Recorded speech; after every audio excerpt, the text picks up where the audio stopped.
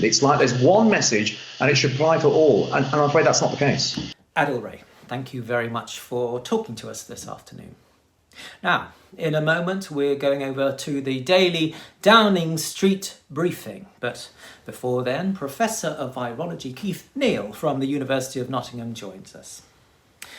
Give us a quick overview of what we might be expecting to hear from the Chief Medical Officer today with regards to testing.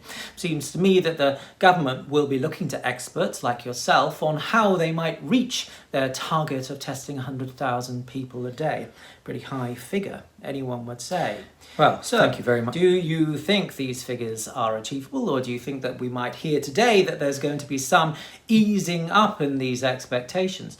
As we know, last week it became clear that the government wasn't reaching their targets, and indeed that there was a lack of preparation before this whole thing started. So as a virologist, do you think we, Britain, that is, have the capability to get anywhere near these figures? Well, the point I would like... Or do you think, like many of the promises that the government has made during the course of this pandemic, that the target is moving so fast that we will never be able to catch up with it? Well, considering the fact that today's figures show that the majority of health workers and home workers haven't access to these tests, even if they were available. So even if the testing was ramped up to the target everyone's been talking about, will these tests actually get to the people that need them? Okay. Is this something that maybe people like yourself, the labs, the universities, academia, might have to take over as something you own, moving into partnership with business and investors to make sure that the number of tests in Britain